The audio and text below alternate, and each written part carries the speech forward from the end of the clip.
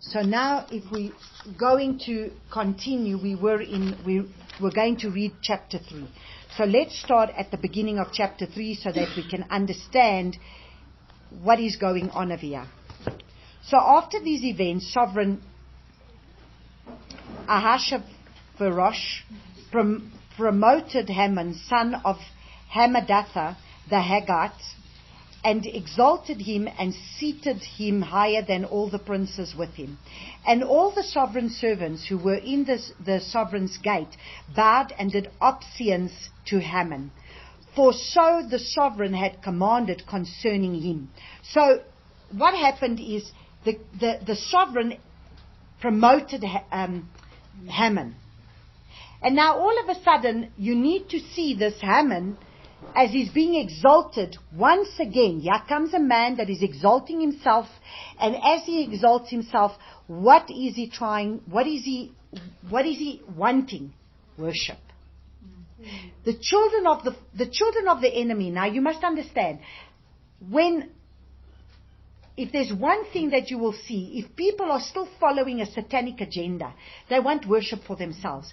Satan always wants worship for himself.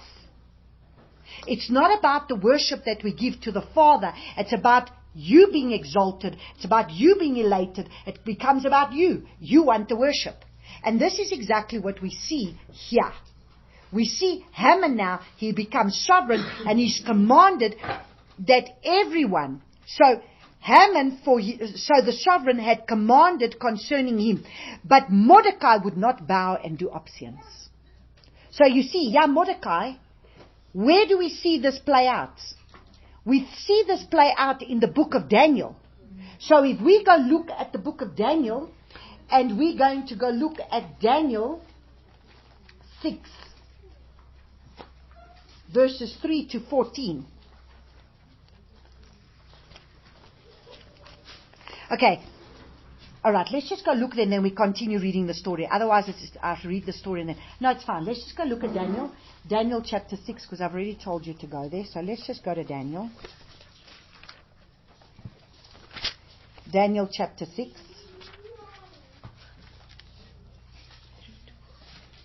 From verses 3 to 14. So if we look and see, then this Daniel distinguished himself above the governors and viceroys because an excellent spirit was in him.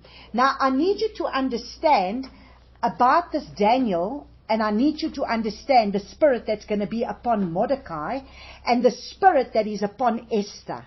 Because you're going to understand that there is a different spirit that is upon Daniel, Shadrach, Meshach, and Abednego. It's a different spirit that was upon Esther and Mordecai from upon the rest of the people. There's a different spirit. And that is what you need to understand today. Are we walking in that different spirit?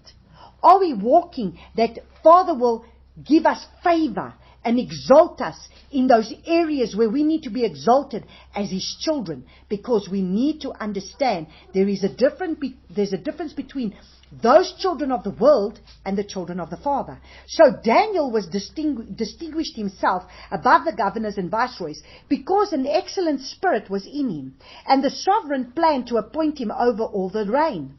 Then the governors and the viceroys sought to find occasion against Daniel. So you see, because of Daniel's excellent spirit, what happens? The advisors, tried to find, the viceroys and the governors tried to find something against Daniel. They couldn't find anything against him. So it says, but they were unable to find occasion or corruption because he was steadfast and no negligence or corruption was found in him. Now imagine, can that be told of us? That in your workplace, in wherever you are, he was a man of such an excellent spirit that they couldn't find anything wrong in him. Then these governors and viceroys tumultuously gathered before the sovereign and said this to him: Sovereign Darius, live forever. All the governors of the reign, the nobles and the viceroys and the counselors and the advisors have consulted together to establish a royal decree, to make a strong interdict, that whoever petitions any Elah or man for 30 days except you, O sovereign, is thrown into the den of lions.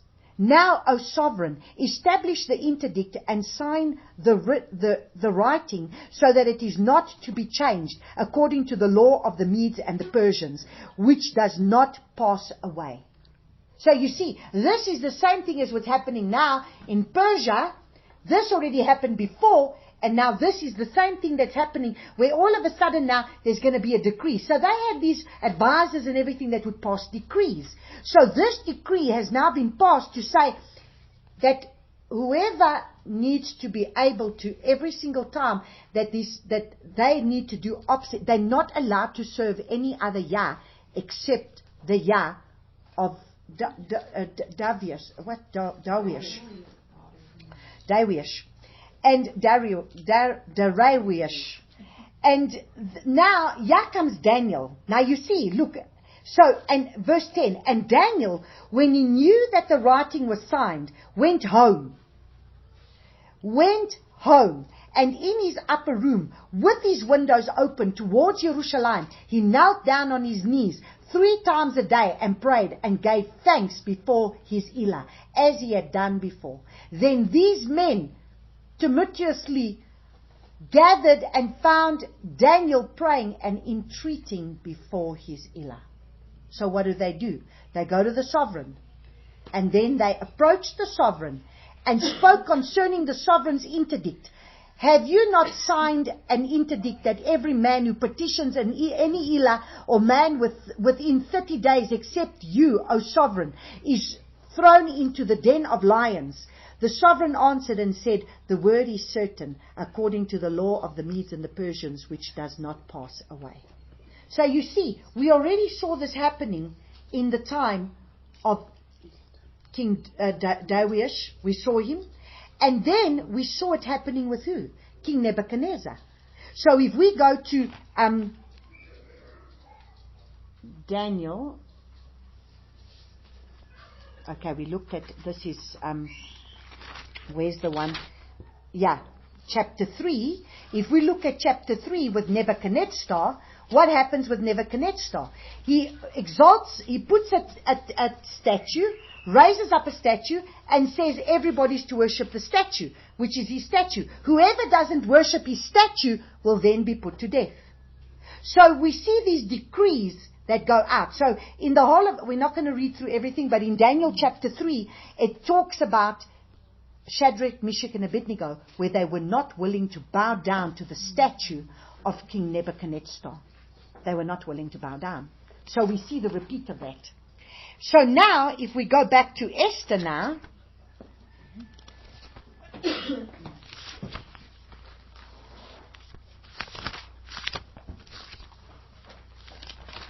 now we continue to read chapter 3. So you see, now Mordecai is doing exactly what Daniel did, is doing exactly what Shadrach, Meshach, and Abednego did.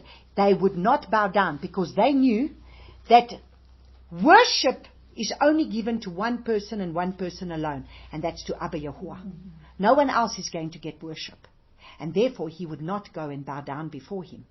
And the sovereign servants who were in the sovereign's gate said to Mordecai, why do you disobey the sovereign's command? And it came to be that when they spoke to him daily, he would not listen to them. And they told Haman to see whether the words of Mordecai would stand, for he had told them that he was a Yehudi. And when Haman saw that Mordecai did not bow or do obeisance, Haman was filled with wrath.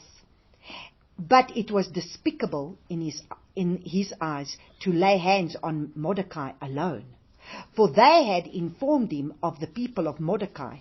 Therefore Haman sought to destroy all the Yehudim who were throughout all the reign of Ahasuerus. I think I'm just going to say the sovereign. The people of Mordecai.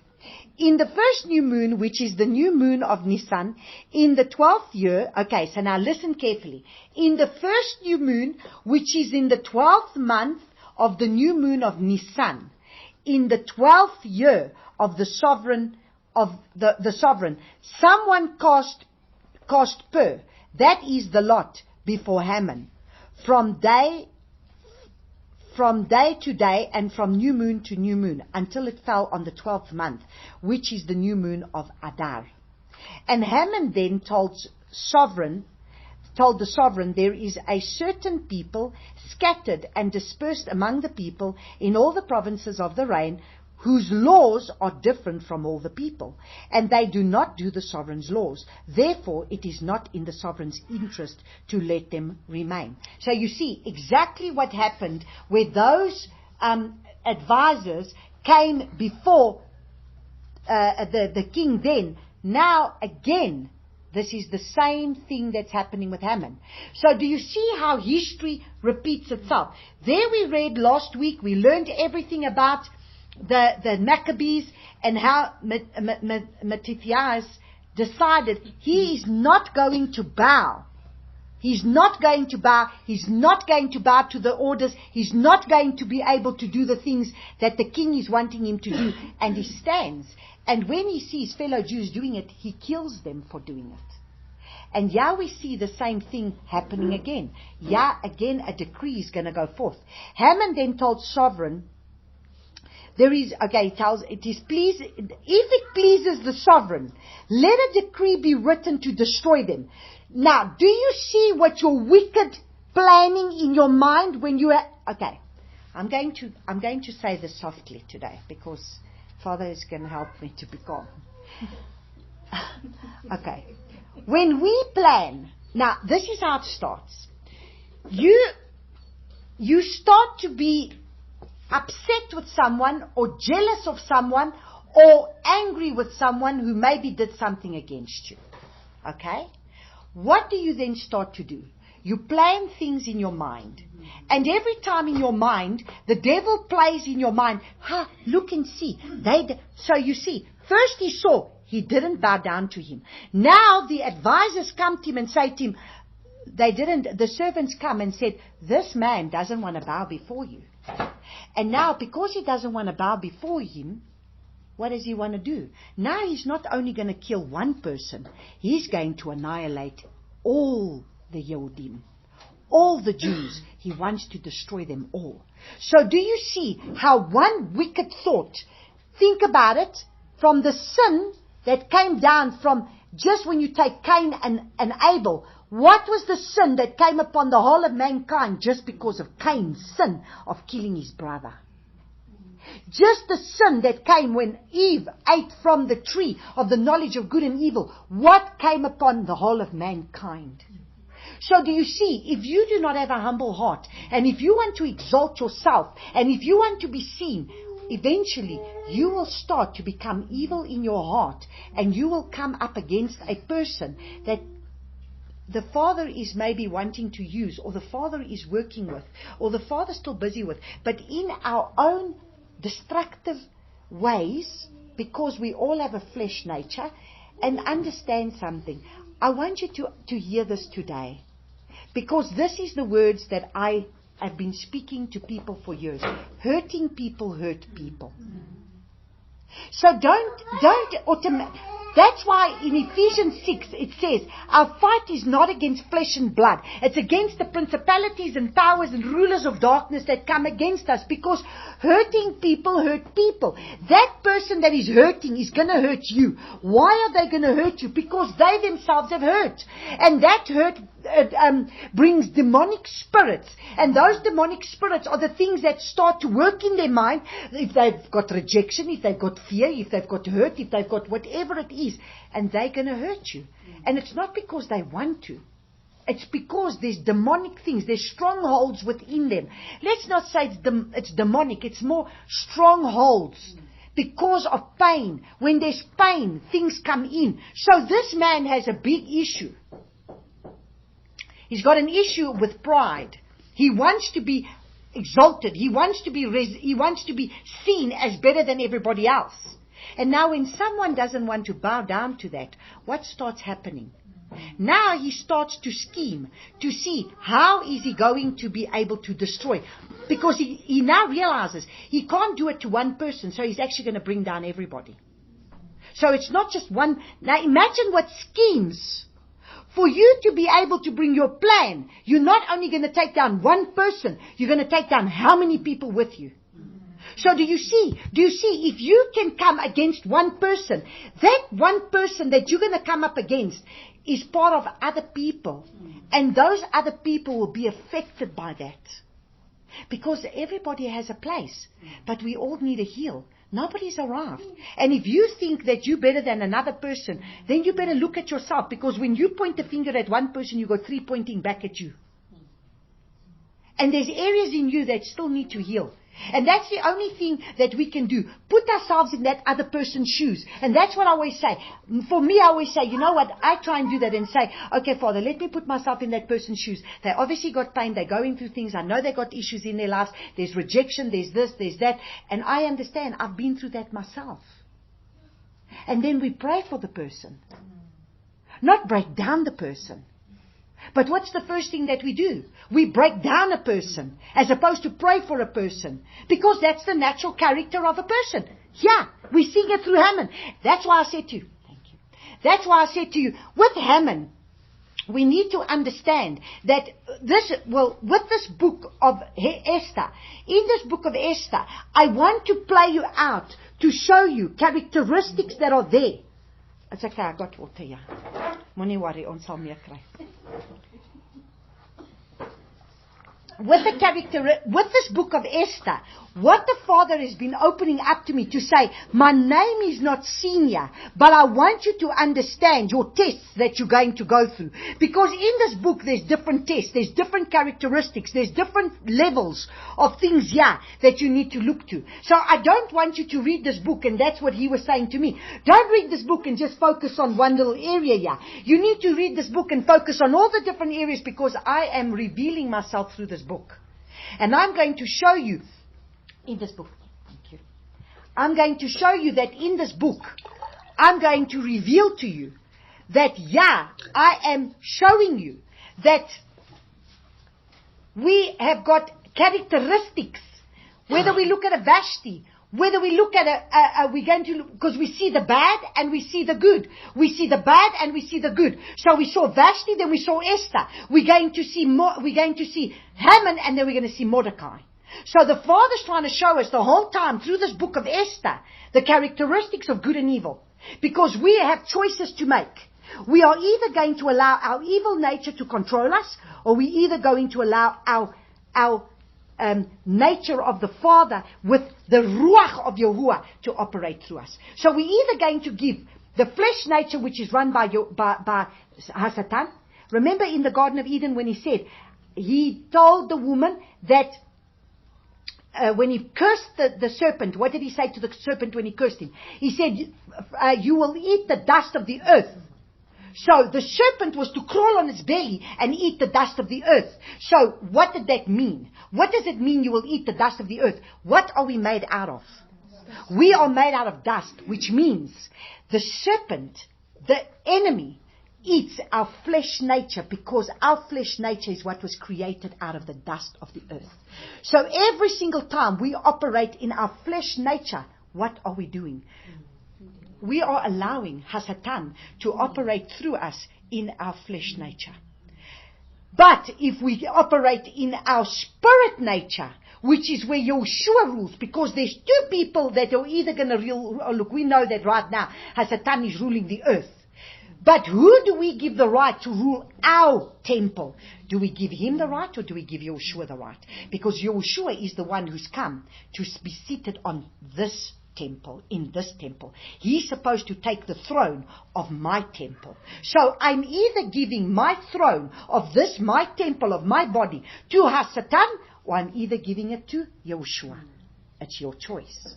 It's the two choices that is before you. So you see, Haman, what is he doing? He wants, so you see, if we are not willing to humble in our flesh, if we want to be exalted, if we want to be seen, if we want to be heard, if we want ourselves to be up there, you go into our flesh nature, and our flesh nature is evil.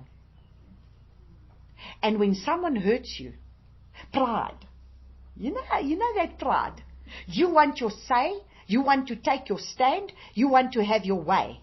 And it's pride. And what does it do? It destroys. And understand, eventually it will lead to death, because we might not kill people physically, but we kill them with our mouths, with the words that come out of our mouth. And at the end of the day, it's unforgiveness. If you are still harboring something in your heart, if there's still something with the person, you need to understand that there's a pain, and you need to bring that pain before the Father and say, okay, Father, please, I do not want to do this. I want to bless this person. I want to pray for this person. I tell you something, try and just bless that person. Like I said, if someone's being angry with me, like when I used to sometimes want to get on the phone, and then I'm trying to phone something, and I'm phoning somewhere, and the person starts to get highly upset, I speak more soft. If someone is screaming and shouting at you, why don't you come in love? And the person might just not come out in that screaming and shouting. But understand, if you're going to scream and shout at the person's going to scream and shout back at you. Ask me, I know. Because me, I have that nature to me. That nature that gets angry. And when I get angry, then this is what happens. And believe me, no good thing comes out of it. No good thing. Because you provoke the other person. You provoke a person to anger. And we are not to provoke one another. So, we are going to have to get to the place of saying, okay, if this is coming out, let me come in another place. Let me become more calm. Let me not get angry with the person. It's not the person. It's a spirit. Or it's a pain, or it's a whatever. So Haman then told the sovereign, okay, so we've read that. So he says, and then in verse 10, and the sovereign took his signet ring from his hand and gave it to Haman, son of the Hammedatha. I don't know what's wrong with me today in this reading. I don't know. Father, have mercy. The Agagite, the enemy of the Yehudim. And the sovereign said to Haman, the silver and the people are given to you, to do with them as seems good to you. Okay, so when the Father gives you authority, when the Father raises you up as a leader, are you going to take advantage of that and exalt yourself in it? And this is what we need to see. When we put in leadership position, we are not to lord ourselves over people. We are to be able to raise people up and allow them to become everything that they were created to be. We are not there to control people. We are not there to manipulate people. We are not there to lord ourselves over people. We are to be able to lead people. A leader leads best from a place of where they allow people to become the best of who they are supposed to be. Encourage people, and yes, sometimes you need to rebuke people, but to be able to help people to become the best of what they are supposed to be. That is a true leader. A true leader helps people to come into the fullness of their call.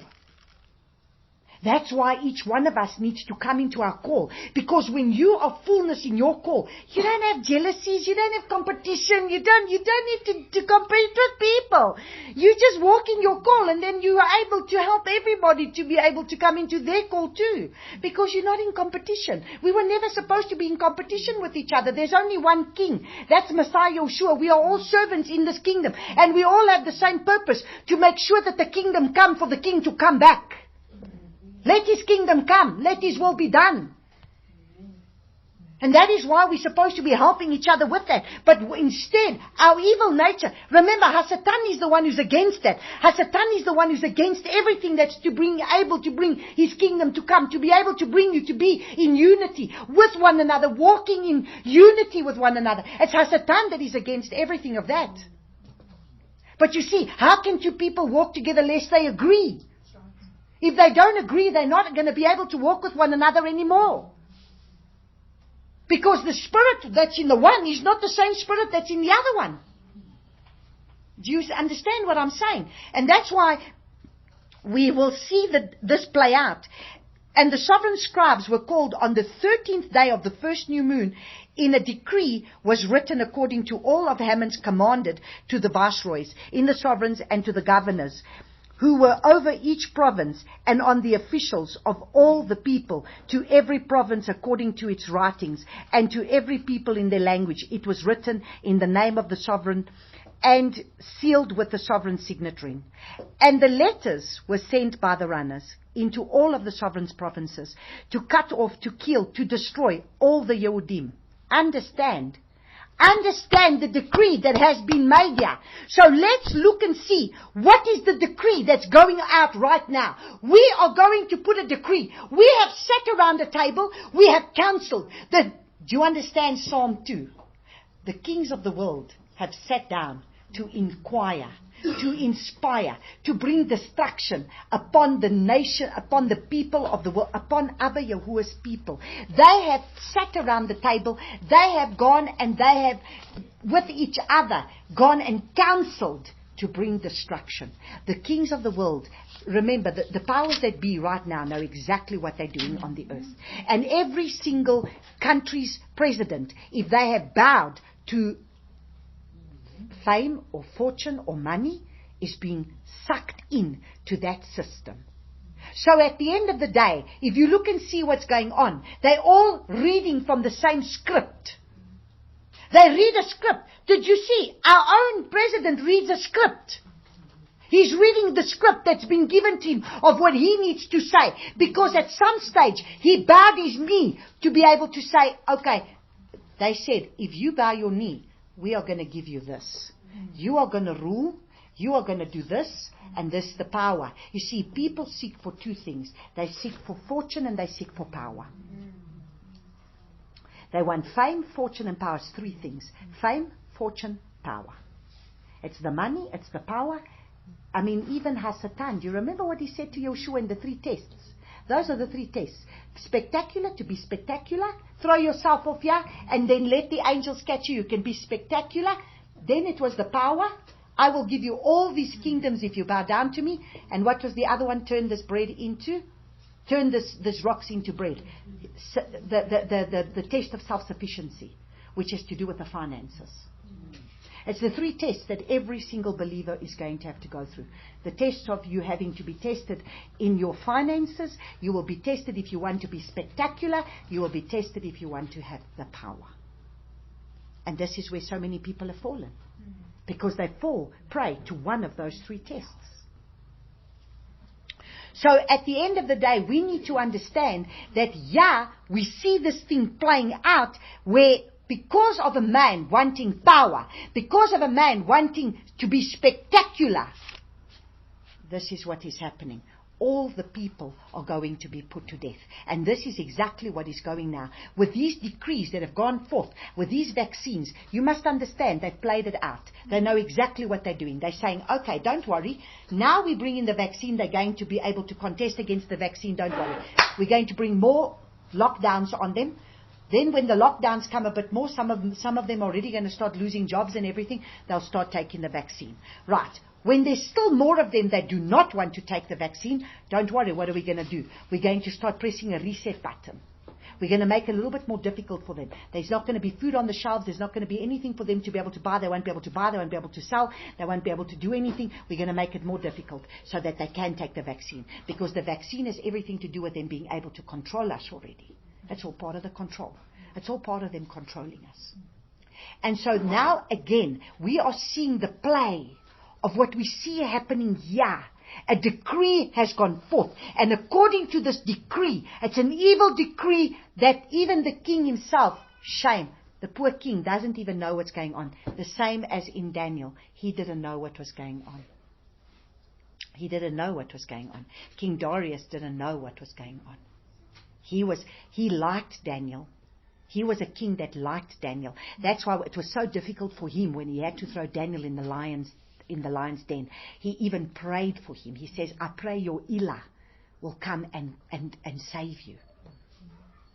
That your creator, your Yahuwah, the one whom you serve, will come and he will deliver you. And he did. And so we see this is the same again pattern coming out of here. Now we look at chapter 4. And Mordecai learnt of all that had been done. And Mordecai tore his garments and put on sackcloth and ashes and went out into the midst of the city and cried out with a loud and bitter cry. So you see, we saw the same last week when they saw what was going on in the temple. When they'd come into the temple and they'd desecrated the temple and they'd gone and they'd overthrown. They'd basically slaughtered a pig on the altar and done all these things on the altar that was an abomination to the Father. And they totally desecrated the temple and they'd gone and done, which was despicable in the eyes of the Jewish people. What did Mattathias do? What did Mattathias do? What did he do? He rent his clothes. He fell on his floor and he started to seek the Father. What are we to do? And yeah, you see Mordecai, again, Mordecai standing in the gap as a priest. He rents his clothes. He comes before the Father. And he went up to the front of the sovereign's gate, for no one might enter the sovereign's gate wearing sackcloth. And in every province where the sovereign's command and decree came, there was great mourning among the Yehudim, and fasting and weeping and wailing, and many lay in sackcloth and ashes. You see, we need to understand. We need to cry out to the Father. I understand that it's not that we're going to be able to stop what's going to happen, but we need to cry out on behalf of the innocent people that are innocent, like on behalf of His believers, that the Father strengthen them in the things that are going to come, that they will not bow down. Our prayer must be, Father, help them that they do not bow down to this evil decree. We are not going to be able to stop the things, because remember, all these things is part of the things that's written in the book of Revelation, for the things that need to happen, for the things for Yahushua to come. So it's not that we can pray it away, but we need to be able to start to repent on behalf of the people, that they will be strengthened in the time ahead of us. That the Father will strengthen them. And Esther called Hathach, verse 5, and Esther called Hathach, one of the sovereign's eunuchs, whom he had appointed to attend her. And she gave him a command concerning Mordecai, to learn what and why this was. And Hathach went out to Mordecai to an open space of the city in front of the sovereign's gate. And Mordecai told him all that befell him, and all about the silver. And Haman promised to pay into the sovereign's treasuries to destroy the Yehudim. You see, Mordecai told him all that befell him, all about the silver that Haman promised to pay into the sovereign's treasuries. So what did the sovereign do in order for him to want to receive this decree? We're going to get all their silver, all their gold. So he came and gave him a nice message. So do you see how important it is that a king has the right person to speak into his ear? If a king doesn't have the right person speaking to his ear, he will make the wrong decisions and he will fall. Why did King Solomon, the wisest man that there was, why did he fall? Because there was no prophet that was speaking into his ear. There was no prophet speaking into his life. King David, there was a prophet speaking into his life, that even when King David thought he got away with the murder, when he married Bathsheba, remember he had, what was his name? No. Yeah, it was the prophet Nathan, but I'm talking about Uriah. He had Uriah killed. And why did he have Uriah killed? Because he had taken Bathsheba, he slept with her, and now she's pregnant. He's in a lot of trouble. And now he thinks, he got away with it. A whole year goes by. And more than a year goes by. He thinks he's got away with it. The baby's already born. She's gone through 9 months of pregnancy and the baby's already born. And he thinks he's got away with it. And Nathan the prophet comes to him. That's where Nathan comes. And says, "O king, there was a man, and this is what he did. He had a little lamb." And he tells him the little story. And the king says, "Have this man killed." "O king, the man is you." So did they get away with anything? No. But where was Solomon? Solomon was allowing all these concubines to go and offer sacrifices on top of the high places to their gods. And where was the prophet into his life that was speaking and saying, "Do not allow this. Do not allow these things happening. If you've married these women for reasons of bringing unity amongst the nations, you are not to subdue yourself to their gods. You are not to do that." But where was the prophet speaking into his life? You see, when the prophets are silenced, when the prophets cannot speak, then the kings will go astray. Because there's no one to speak and bring the right message that needs to be spoken into their ear. So already, what is he listening to? And you are going to see, this is very important, because in the next few chapters we're going to see how important it is. Who speaks into your ear? Important. Because who is speaking into the king's ear? Haman. Haman is speaking evil messages to annihilate an entire people group. And so he gave him a copy of the written decree to destroy them, which was given at Shushan, to show it to Esther and explain it to her, and to command her to go into the sovereign, to make supplication to him and plead before him for her people. Now understand, he doesn't just tell her, he commands her. That's the kind of authority that Mordecai still has over her life. He is her father. He's taken the place of her father. She's married, but he's saying, I command you. This is the reason why you've come into this palace. Do you not understand? For such a time as this you have been created. What have you been created for? Do you not understand? You are a star. You are supposed to shine. You are a sign. I'm putting my own words in over here, but this is what I'm saying. Can you imagine what Mordecai must have said to her? And Hathach came and told Esther the words of Mordecai. And Esther spoke to Hathach and gave him a command for Mordecai. All the sovereign servants and the people of the sovereign's province know that any man or woman who goes into the inner court to the sovereign who has not been called, he has but one law, to be put to death, except the one to whom the sovereign holds out the golden scepter. Who then shall live? But I have not been called to come to the sovereign these 30 days. So understand, there was a decree. No one would be able to come before the sovereign unless he's told them to come before him, or unless he stretches out his scepter to them. They are not to stand before him. And now, for 30 days he hasn't even called her. He hasn't inquired of her. She's married to him, but he hasn't even inquired of her. So it's not like she can even go and speak to her husband in his ear and say to him, look, this is what's going on. She can't even do that. Her hands are tied right now. But Mordecai is telling her, listen, don't you understand? You and your people, you are part of the same people. Do you not understand? So let's look. And they declared to Mordecai the words of Esther. And Mordecai commanded them to answer Esther.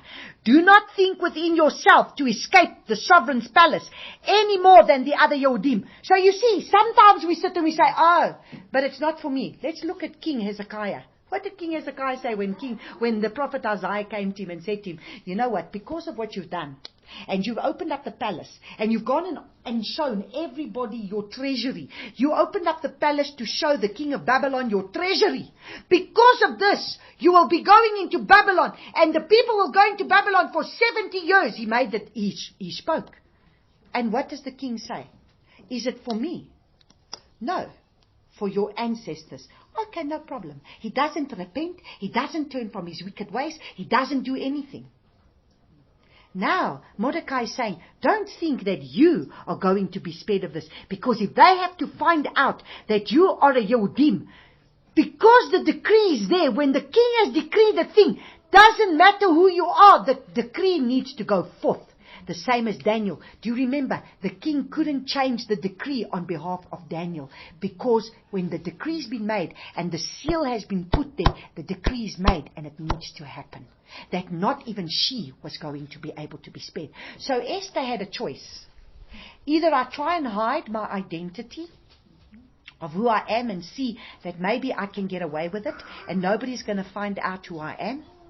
Or if I'm going to perish, I'm going to perish anyway. Because if they're going to find out about it, I'm going to have to be killed. So that is why we haven't understood when she says, if I perish, I perish. Now do you understand? Either way, she was going to have to perish. Because if they would find out her identity, she was going to perish anyway. So whether she was going to stand before the king or not, she was still going to perish. Because if that decree goes forth, she's going to have to die. Because if they're going to find out her identity, at whatever time they find out her identity, she's going to have to die according to the decree that has been, because nobody will have overturned that decree from the time it would have gone forth.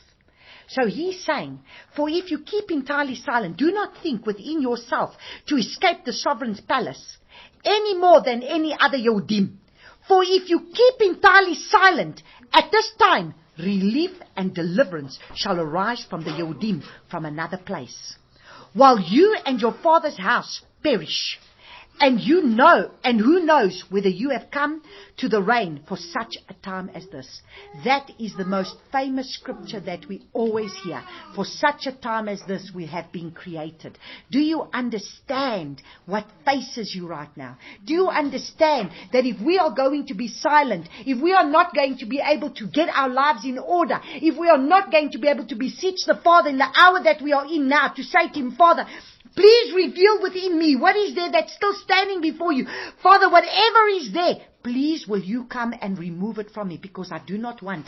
I want you to stretch out your scepter before me, because if you don't stretch out your scepter before me, I'm bound to die. If we do not get the king's favor in the time that we're in now, we are going to die in our transgressions. And Esther commanded to reply to Mordecai, go gather all the Yehudim who are present in Shushan, and fast for me, and do not eat or drink for 3 days, night or day. I too, my young woman, shall fast in the same way. Then I shall go to the sovereign, which is against the law, and if I shall perish, I shall perish. So she makes a decision. This is the decisions that we need to make in our lives now. If we perish, we will perish, but we will not bow to an evil decree. We have to make a decision to stay human.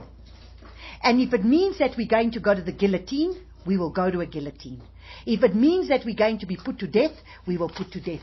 But we are not going to hold back. We are not going to bow to a decree that has been given to say that you will have to receive this mark or else you will die. If this vaccine, which is looking more and more and more like a mark of the beast, because you will not be able to trade, you will not be able to buy, you will not be able to sell, they are going to put a reset button, and when that reset button comes, every debt, everything will be wiped out, and all your money will be gone. And they will say, we will give you money, now you serve us. You will either be forced then to take the vaccine, otherwise how are you going to do your banking, how are you going to do anything, how are you going to survive, how are you going to eat, how are you going to survive. And this is when she stands and she says, if I die, I die. Mordecai then went away and did according to all that Esther commanded him. So do you see, this is a time now where people need to be seeking Abba Yahuwah, where people need to be setting themselves apart, where people need to be fasting and saying, well, you know what, if the fast is not going to be done, we are going to be forced to fast. When the food is no longer there, believe me, you will be forced to fast. Because when you can no longer go buy food, you are going to be forced to fast. You will be fasting then. So if you haven't started learning how to fast already, what it means to go without food at times, it's difficult. I know it's difficult. But you know what? These are the things that is going to be ahead of us. And that is why the Father is preparing us in all these things. He's been preparing us. He's been preparing us for the times that are coming. And that is why we need to start preparing, gathering our food, gathering the things that we can. And you know, even if you just have a little bit, even the little bit that you have, praise the Father, He can multiply it. He's faithful, He can multiply. He knows where you're at. And if not, He will get others that are going to be able to gather, so that in the end we will have what we need. Praise the Father. And it came to be, chapter 5, and it came to be on the third day that Esther put on a royal apparel. So she dressed in a royal garment. She didn't just come like normal. She put on a royal apparel. In the inner court of the sovereign's palace, in the front of the sovereign's house, while the sovereign sat in his royal throne in the royal house opposite the entrance of the house. And it came to be that when the sovereign saw the sovereigness Esther standing in the court, that she found favor in his eyes. Praise the Father. You see, if you have the right spirit, if you have the right character, if you are a person of humility, walking before the Father, if the Father finds favor in you, you will find favor in his eyes. And the sovereign held out to Esther the golden scepter which was in his hand. And Esther went near and touched the top of the scepter.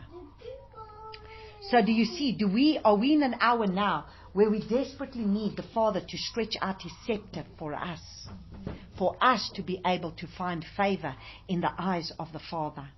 And the sovereign said to her, what is it, sovereigness Esther? And what is your request?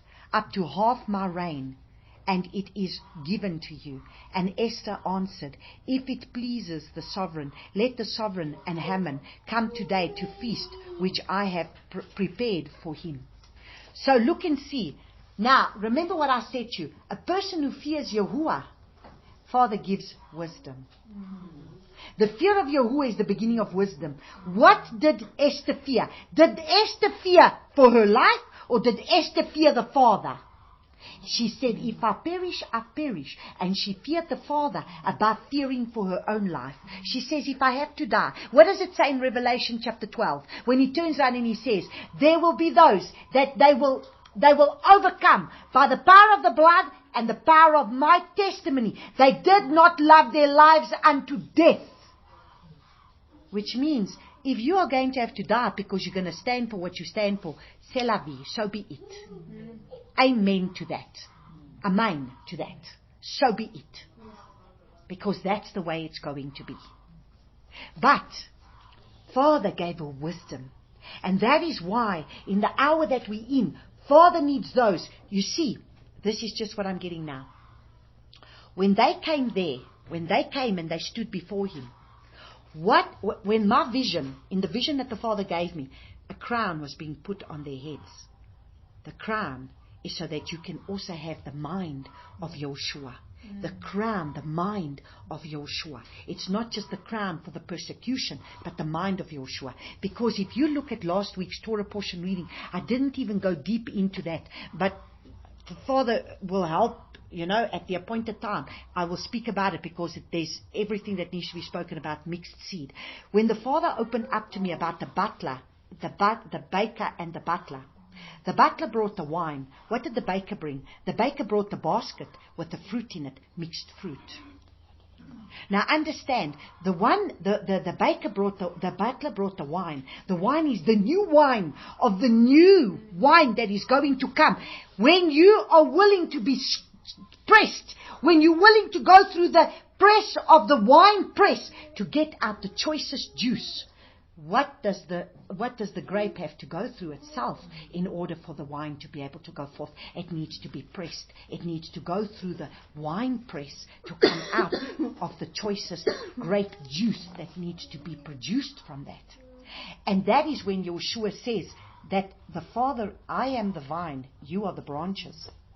And the Father is the vine dresser. And He's the one who's looking for fruit. So what fruit are we to bear? The fruit of the new wine. We are not to be drinking of the old wine from the old wine skins. We are to be drinking the new wine from the new wine skins that He's giving us now. So it doesn't help us to go and do what the people were doing 100 years ago in Azuzu Street.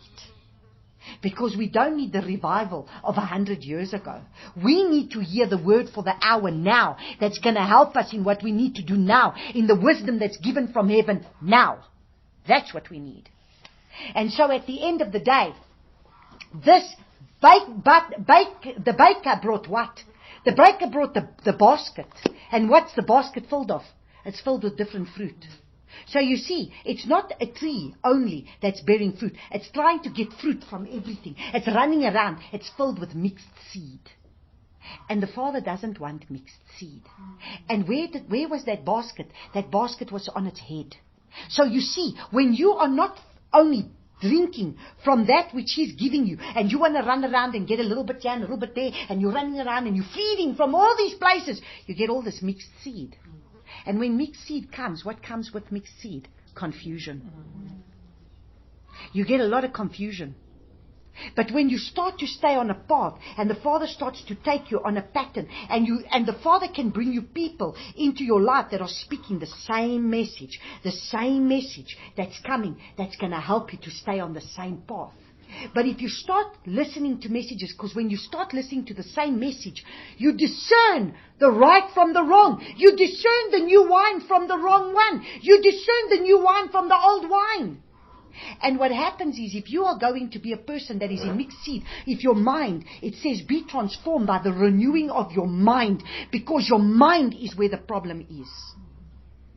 And this is why, where did the baker have the basket on his head, and what was chopped off his head? Do you see? So what does the Father want us to do? The Father wants us to be able to focus and get the word that He's giving. And that's the new wine. We keep playing that song of the new wine. But you see, you cannot put new wine in old wineskins. The way it was done before is not the way it's going to be done now. I'm sorry, it's not going to fit there. Because He's bringing a new way. And that way is a different way. And so, yeah, we see that crowns that was being given, and that crown that is being given in that vision that I saw, is the Father needs to be able to crown our minds with His thoughts, with His word, with His purposes, with His plans. And it was to be that when the sovereigness Esther, and the sovereign said to her, now imagine, he tells her, up to half of the reign it is given to you. And Esther answered, if it pleases you, she invites them for a dinner. So do you see how we need His wisdom? We don't need the mind of our own fleshly thoughts and our own fleshly ways. We need the mind of Yeshua Mashiach. We need His thoughts. We need His plans, because He's going to say, go there. He's going to say, do this. He's going to give us new plans, new ways of doing things. Because remember, when there's no food or whatever, He's going to have to find a different way. What is the different way? I don't know. But we're going to have to get wisdom. That's going to come divinely from Him. And so, now we look and see, and it says, if I found favor in the eyes, verse 8, if I found favor in the eyes of the sovereign, and if it pleases the sovereign to give my petition and perform my request, then let the sovereign and Haman come to the feast which I make for them, and tomorrow I shall do according to the word of the sovereign. So she puts a feast, and then the next day, she's going to invite them again. So for 2 days, she's not just going to do it the first day. She's going to do 2 days. She's giving time. Now, I want you to look and see. Look at wicked Haman. And Haman went out that day rejoicing and with a glad heart. But when Haman saw Mordecai in the sovereign's gate, and that he did not stand or tremble before him, he was filled with wrath against Mordecai. You see, who was filled with wrath that we saw in the Bible? Remember when Cain was filled with wrath against his brother? What did he do? He wanted to kill him. Now he's filled with wrath. So do you see, are we angry with our brother? Because if we are angry with our brother, what do we do when we are angry with our brother? That is why we need to release and forgive our brother. And we need to go to our brother and say, listen, I release you, I forgive you, I set you free. Because if I don't do that, what is building up in my heart? See, look at this wicked Haman. Every time he sees Mordecai, this is all he wants to do. But Haman held himself in and came to his house, and he sent and called for his loved ones and Zeresh, his wife. And Haman recounted to them the esteem of his wealth. You see, now look at what he does. He recounted to them the esteem of his wealth. All he thinks about is his wealth, his status, his wealth, his position, his title, and his sons, and in all in which the sovereign had promoted him, and how he had exalted him above the officials and servants of the sovereign. And Haman said, besides Esther, the sovereigness, let no one but me come with the sovereign to the feast which she prepared, and tomorrow too I am invited by her along with the sovereign. You see, the enemy thinks he's got the upper hand. The enemy thinks, wow, look at you, I'm going to get you. But the sovereign, the enemy doesn't know what the Father's got planned. You see, this Haman didn't know what Esther had planned. But all this does not suit me as long as I see Mordecai, the Yehudi, sitting in the sovereign's gate. So his wife, Zeresh, now listen carefully. Once again, who are the people speaking in your ear? So his wife Zeresh and all his loved ones said to him, let a wooden structure be made, 50 cubits high. In the morning speak to the sovereign that Mordecai be hanged on it, and go with the sovereign to the feast rejoicing. And the word pleased Haman, and he had the wooden structure made. Now understand, look at the wicked advice that his wife is giving him. Even more wickedness. So you see, who is speaking in your ear? Who is going to come and contaminate you? That you are wanting to walk righteous before the Father, and then someone comes to contaminate your ear, to turn your heart against another person. Because this is what is going on here. And what is it going to bring about? Death. The way you see that person is going to bring death. We have to be very careful with what we do. On that night, the sleep of the sovereign fled. Now look how powerful this is. So now imagine, through the prayer that's going on, now how are they going to do their plan? She doesn't even know what the plan is. She doesn't even know what's going on, but she's praying. She's praying, and all the Yehudim around the nations, around the area, are all praying. They're all praying for this time that is ahead of them, because she said 3 days we need to pray. Fast and pray. And they are praying, and they're seeking the Father's counsel. Now look at this. On that night, the sleep of the sovereign fled, and he commanded to bring the books of the records of the annals. And they were read before the sovereign. And it was found when written that Mordecai had told the Bigthana and Teresh, two of the sovereign's eunuchs, that the doorkeepers who had sought to lay hands on the sovereign.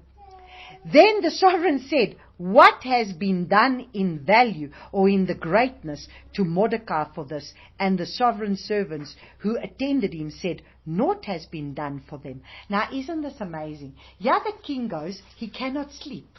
I wonder who didn't give him sleep that night. I wonder if there was someone that just came to be able to make sure that they were giving him this lack of sleep within him. The Ruach of Yahuwah maybe allowing him not to be able to sleep, and putting a thought in him to tell him, go and look at those records. Go see that there were 2 men who plotted against you. We didn't read the account, but there were 2 men that plotted against the king and wanted to kill him. And then Mordecai overheard their plan, and he told Esther, and Esther told the king. But he was never exalted for that. He was never even so much as given credit for what he did. But all of a sudden the king is going to read this record, and he remembers this.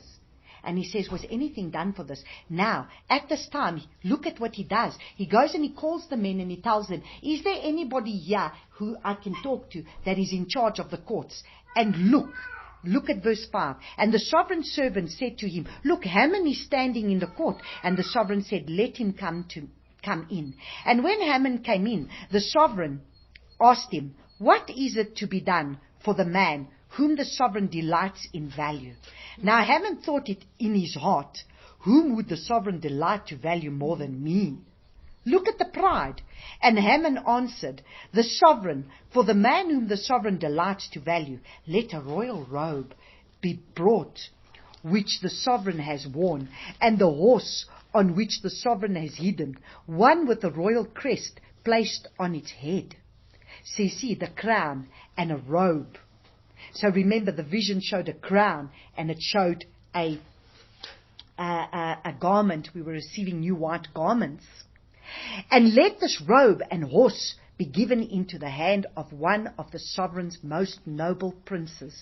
Let them dress the man whom the sovereign delights to value, and make him ride on horseback through the city square, and proclaim before him, thus it is done to the man whom the sovereign delights to value. Wow! Look at this honoring that he's going to bring now to this person, and Haman thinks, wow, it's me. You see? And the sovereign said to Haman, hurry, take the robe and the horse as you have spoken, and do so for Mordecai. You see, your very enemy will bow down before you. Your very enemy, the one who's trying to annihilate you, the one who's trying to destroy you, that very enemy will basically come. And everything that was meant for you to have to go through, that enemy is going to go through. That's why he says, be careful what you speak over others, because that thing will come back to you, to haunt you. Because that which you're going to want to do unto others, never do unto others which you do not want them to do unto you. Because that very thing that you do unto someone else is going to come back to bite you. You see the lesson, once again to be learned. So, now this Haman thinks, wow, this is awful. Now imagine this Haman that hates Mordecai.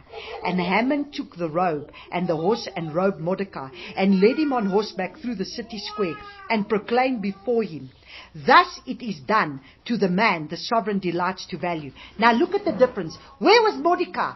The whole time he sat at the sovereign's gate in his rented clothes, sackcloth and ash. But what was Haman doing? In his arrogance, walking all puffed up, thinking he has arrived. So who's the one today sitting in sackcloth and ash? And who's the one thinking, oh, he's just going to come and deliver me of everything? Meantime, behind the scenes, many people have got a big surprise coming their way. Big surprise. Then Mordecai went back to the sovereign's gate, but Haman hurried to his house, mourning and with a covered head. He was so embarrassed that he even covered his head. And now listen to the next wisdom of the wife now. Now you see, now the wife changes, and now she starts to speak wisdom. And when Haman related his wife, Zeresh, and all his loved ones, all that had befallen him, his wise men and his wife, Zeresh said to him, if Mordecai, before whom you have begun to fall, is from the seed of the Yehudim, you are not going to prevail against him, but certainly fall before him. Now, why did she not think of that wisdom before? Why was that not the wisdom that she spoke to him? So you see, she had a choice of two things she could have spoken. Why did she not speak this to her husband first? To change her husband's way. You as a wife, you as a person that's here today can make all the difference into speaking into someone else's life, where they can either go into destruction or where they can either come into good. You make the difference. So you can make the difference in someone being able to be seen as great or someone being able to be seen as bad. The choice is yours. And you are either going to destroy someone with your mouth or not. And this is what sits before us now. What counsel are we going to give people? Are we going to give them the right counsel? The counsel that comes from the wisdom of Abba Yahuwah. That counsel is the counsel that he wants to give. While they were still speaking with him, the sovereign's eunuchs came and hurried to bring Haman to the feast which Esther had prepared. Now, by this time, he's thinking, well, he's just going to the feast. But can you imagine what's going through his mind? What his wife has just spoken in his ear. And the sovereign and Haman came in to drink with the sovereigness Esther. And again on the second day at the feast of the wine, the sovereign said to Esther, what is your petition, sovereigness Esther? And it came to you. And it is given to you. And what is your request? Up to half my reign, and it is done. And the sovereigness Esther answered and said, if I have found favor in your eyes, O sovereign, and if it pleases the sovereign, let my life be given to me at my petition, and my people at my request.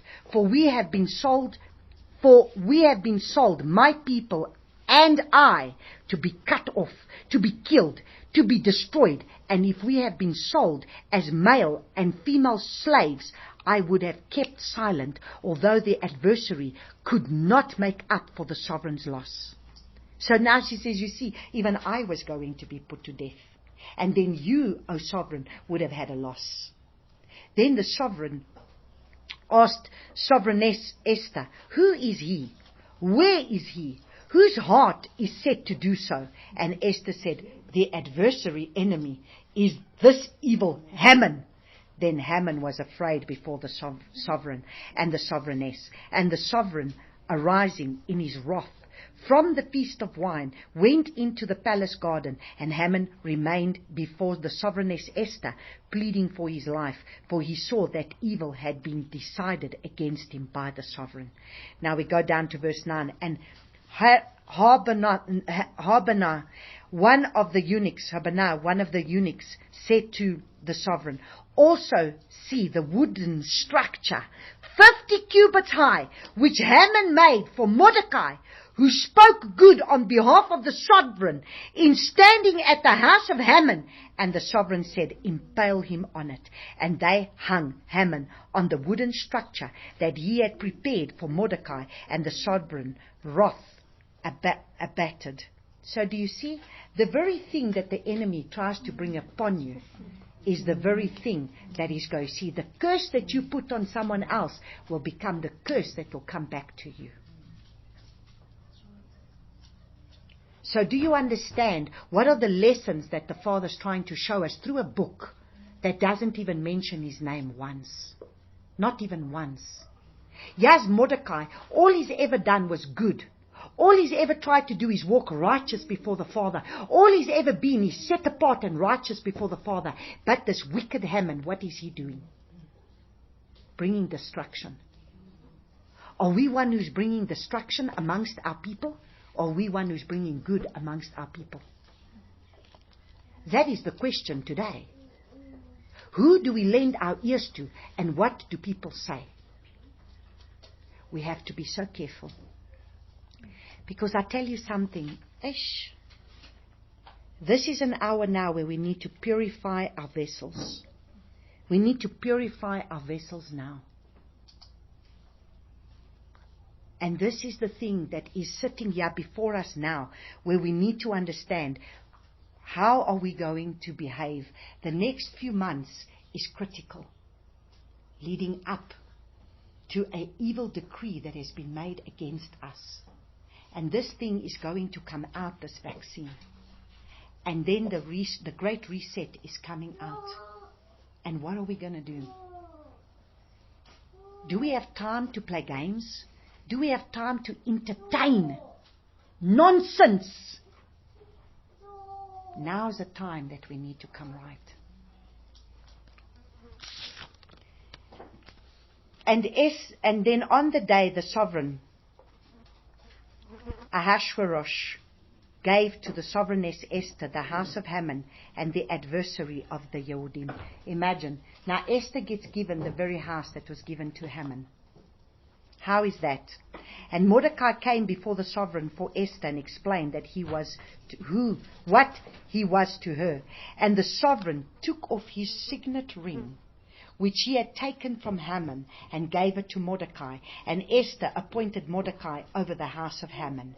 And Esther spoke to the sovereign again, and fell down at his feet, and begged him with tears to put an end to the evil of Haman the Agagite, and his plot, which he had plotted against the Yehudim. And the sovereign held out the golden scepter towards Esther. And Esther arose and stood before the sovereign, and said, if it pleases the sovereign, and if I have found favor in his sight, and the matter is right before the sovereign, and I am pleasing in his eyes, let it be written to bring back the letters that the plot by the Haman, son of Hammedatha, and the Agagite, which he wrote to destroy the Yehudim who are in the sovereign's provinces.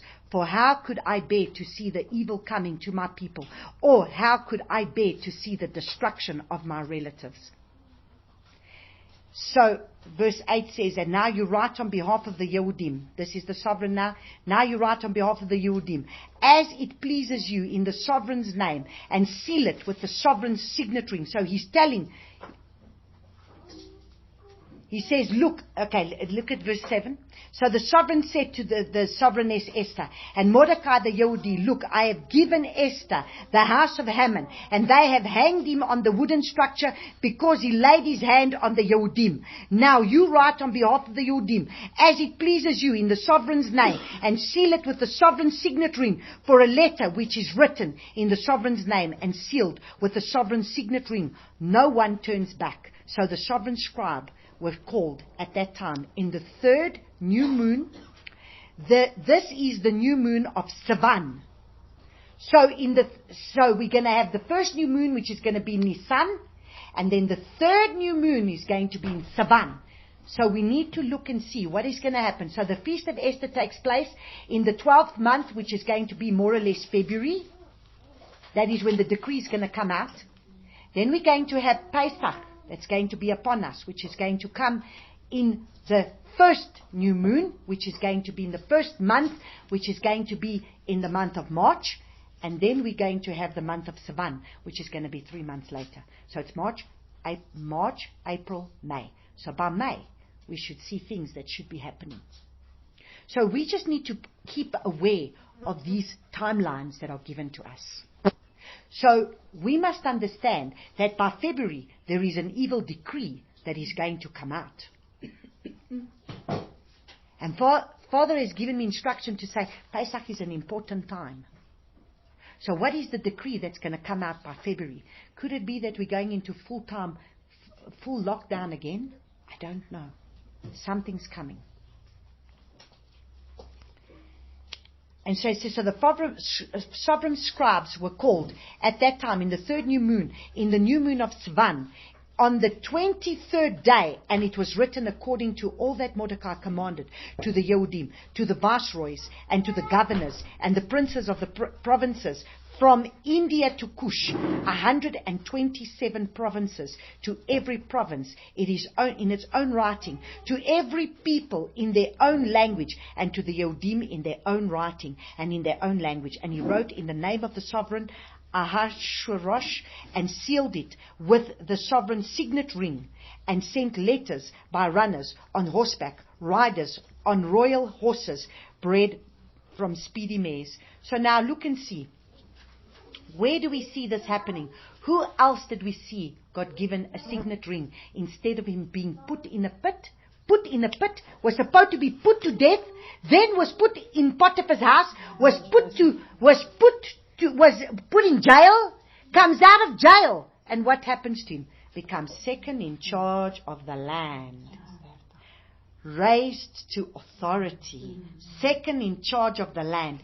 There was Joseph as well. Joseph, again, led like a lamb to the slaughter. What did Joseph do? His brothers were jealous of him. Same spirit that was upon Haman was the same spirit that came upon the brothers of Joseph. Threw him into the pit, wanted to kill him, and eventually sold him to the Israelites. Sold them. Not the Israelites, to the Ishmaelites. Sold them to the Ishmaelites. And then, what happens? He then gets sold. From there, goes into the house of Potiphar. In Potiphar's house, what happens? Potiphar's wife wants to have a piece of him.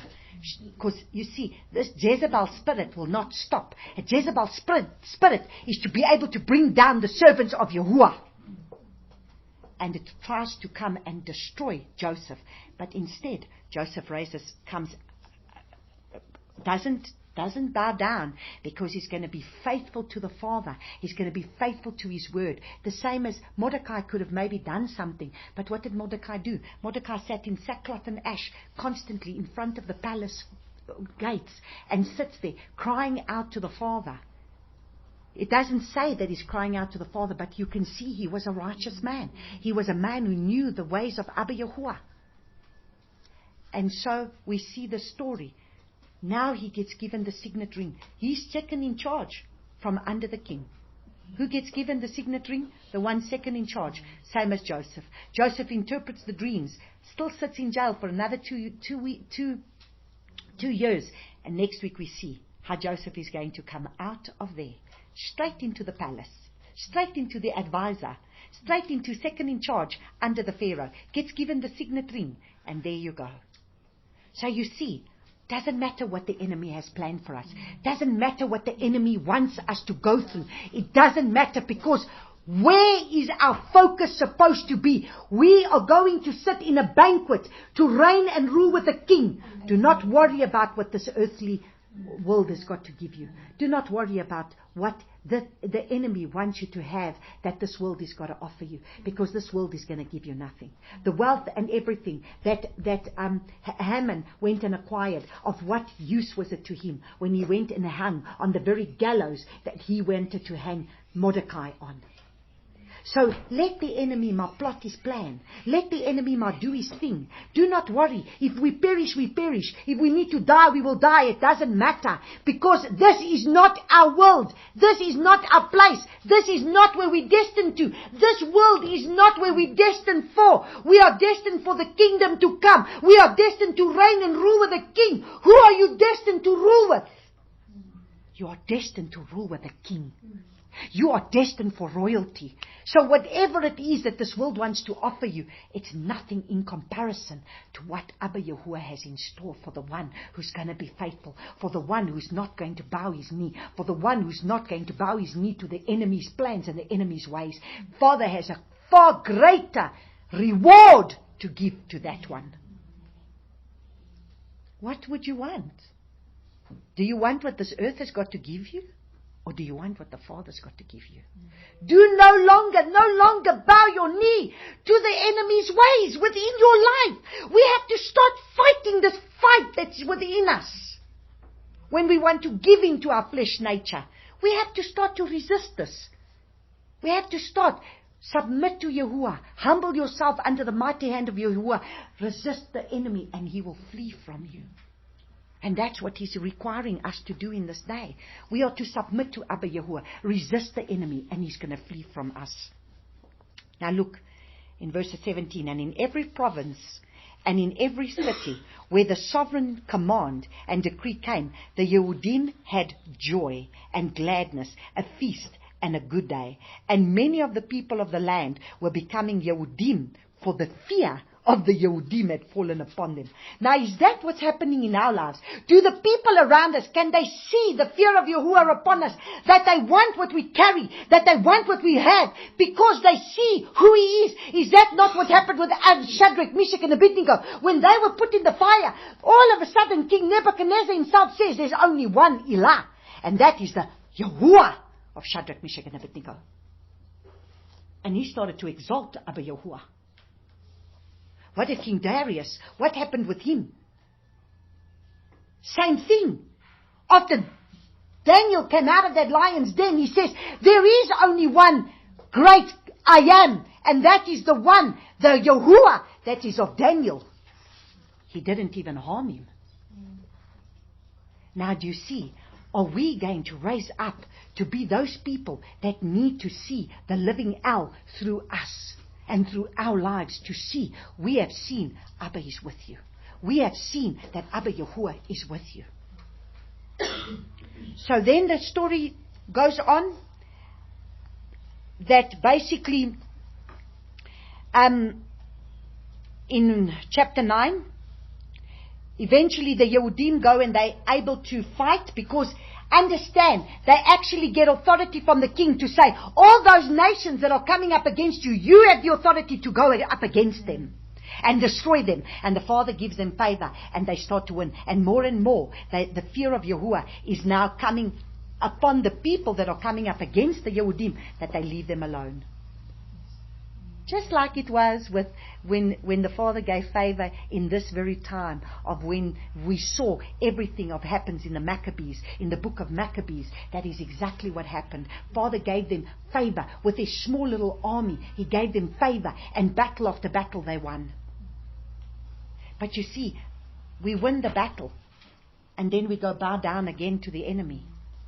we need to be able to understand that we need to start kicking the enemy out once and for all. The Father is wanting to raise up an army that's going to need to be able to stand for Him now in this time, because He's going to have a people that are going to have to stand in the hour that we're in for His glory to be manifested upon the earth.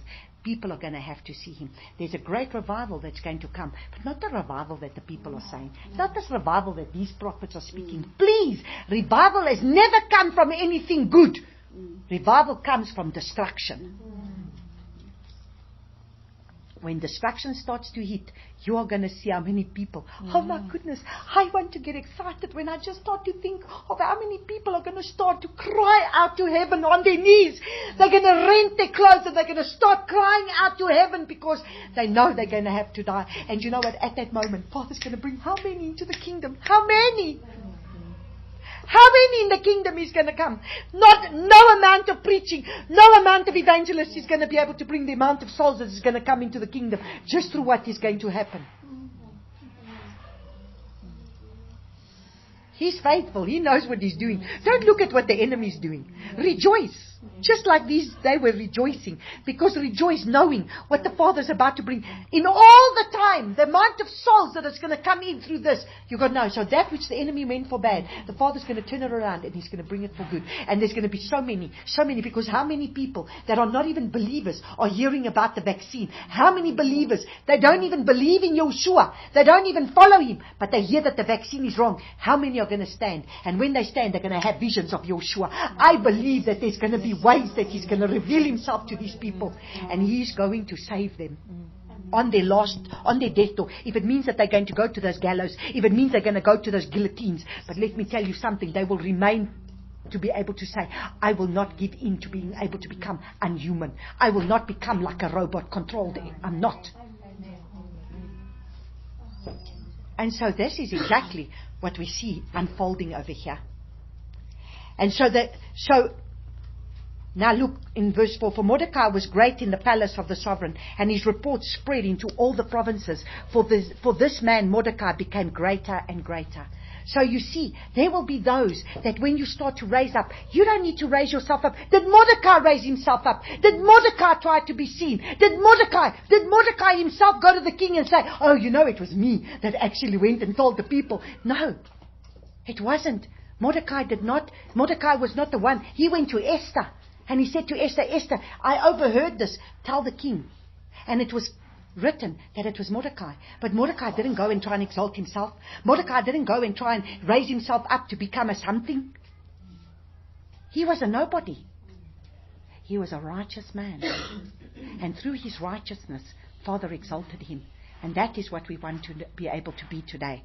That righteous man. Now look at chapter 9, verses 13. And Esther said, if it pleases the sovereign, let it be given to the Yehudim who are in Shushan to do again tomorrow according to today's decree. And let Haman's 10 sons be hanged on the wooden structure. And the sovereign commanded this to be done. And the decree was given in Shushan, and they hanged Haman's 10 sons. Now imagine that mother. She has seen, that wife saw her husband being hung on that gallows that she was the one who said that they were to put up. And then she saw her own 10 sons hanging on that. Can you imagine what words do you speak that can bring such destruction? You as a mother, if you do not correct, if you do not rebuke, if you do not bring the truth in that, what is going to happen in the end to your husband and your children? If you do not give the right advice, if you want to pussyfoot around their sin, and you want to pussyfoot around what they do, and you want to leave it alone, what is going to happen then?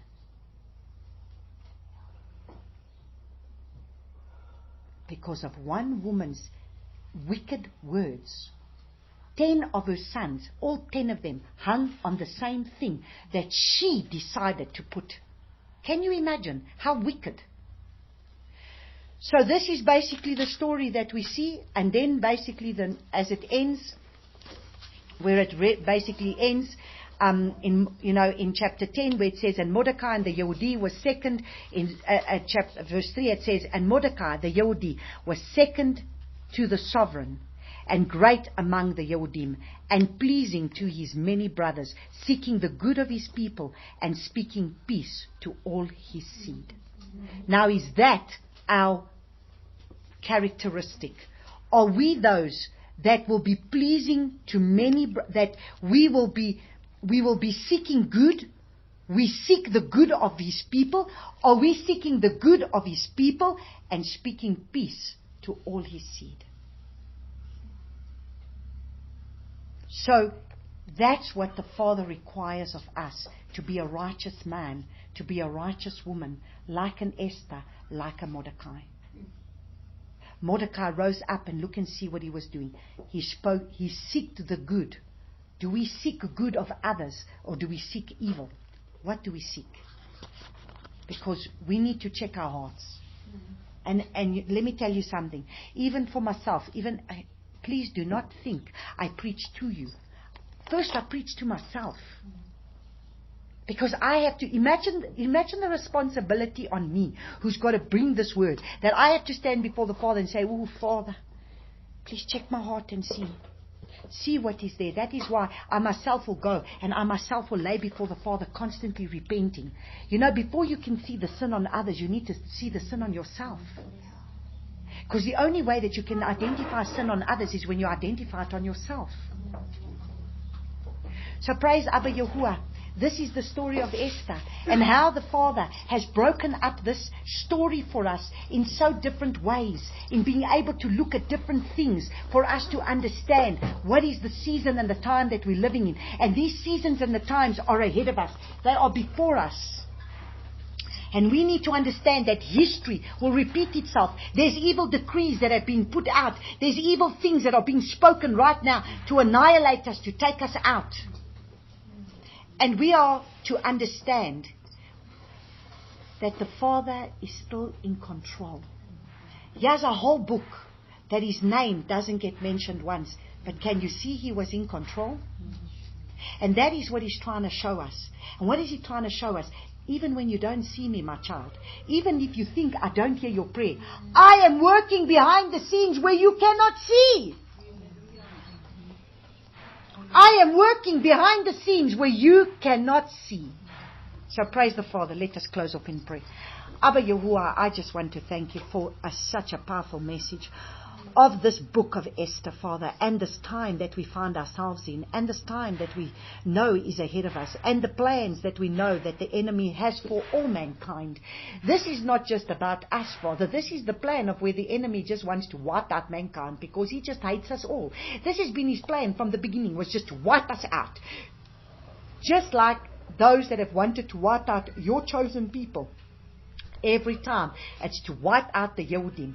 Every time it's to wipe out those Yehudim, because they were your chosen people that you set apart in order to bring a righteous bloodline that needs to come forth, so that there can be a kingdom that is going to be able to be ruling and reigning with you, a bloodline, a set apart people, even those that are grafted in. But if there was not a bloodline set apart, how would Yeshua been able to come forth? If Esther was not able to stand up, if Mordecai was not able to stand up, then how would Yeshua have been able to come about?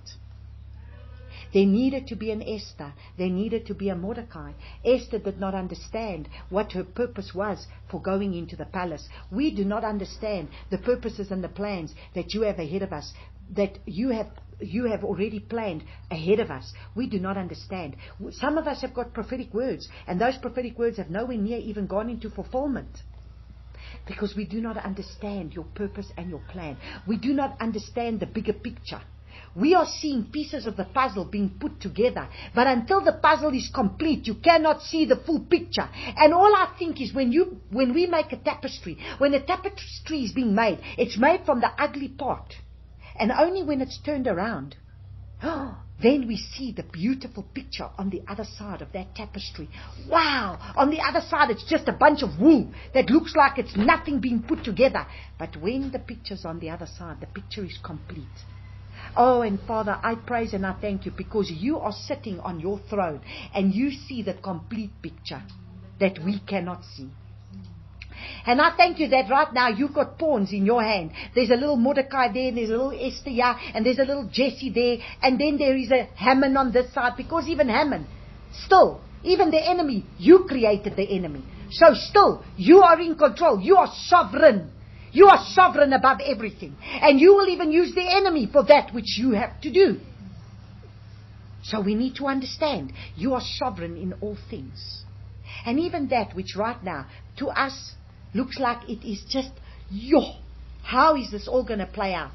But Father, you have a perfect plan. And it doesn't matter how it plays out. Because at the end of the day, we don't need to have all the pieces of the puzzle to know the finished picture. And the finished picture is, we will reign and rule with you. You are going to come again. You are going to gather your people from the four corners of the earth. You are going to put your feet on the Mount of Olives. And you are going to come and have a bride that you're going to rule and reign with.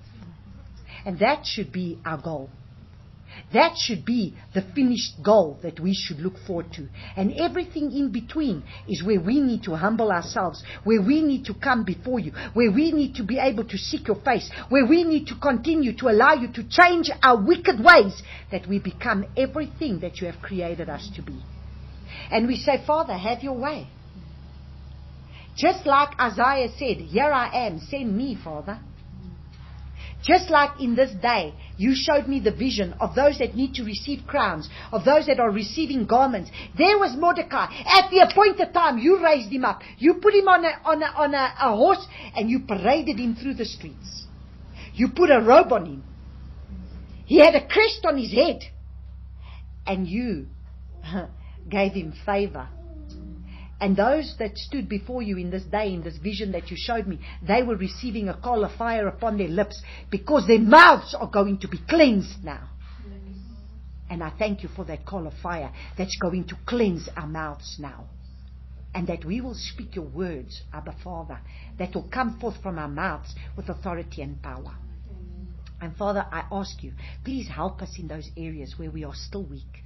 Please help us in those areas where we are still stumbling and falling. Father, we know that neither one of us have arrived at this table. Not one of us at this table can say we have arrived. We are still all clay in the potter's hands. And thank you, Father, that you will complete those pots to shine your light through them. And so I praise and I thank you for this day, Abba. I praise and I thank you for this in Yeshua's name. Amen.